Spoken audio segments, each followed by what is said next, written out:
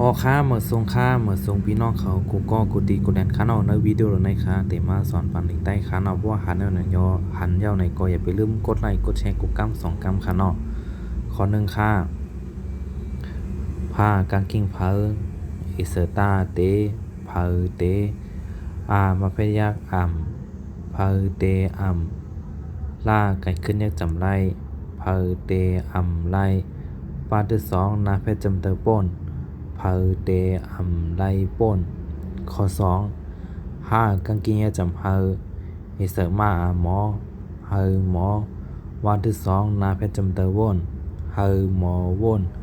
ท่าที่2นาเพชรได้จำทนท่าที่2นาเพชรได้จำทนเพอหมอว่นทนเพอเตไรป่นเพอหมอว่นทน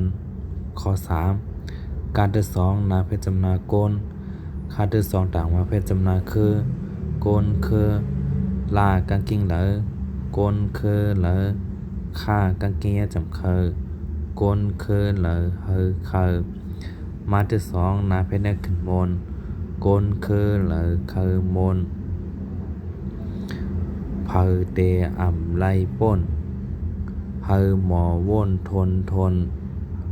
โกนคือเหลอคือมนข้อ4เอเซต้ายากแต่ เอเซมาจำนาแม่แต่แม่ตาดังกาเกนได้จำตีแต่แม่ดีตาที่2นาเพได้จำตนแต่แม่ดีตนจ้ากางกิ้งเจอแต่แม่ดีตนเจอเพอเตไรป่นเพอหมอว่นทนโกนคือเหลอคือมนแต่แม่ดีตนเจอออค่าแทงกำคันออกเพอเตไรป่นเพอหมอว่นทนโกนคือเหลอคือมนแต่แม่ดีตนเจอออค่าข้อ1 กำคันออกเพอเตไรป่น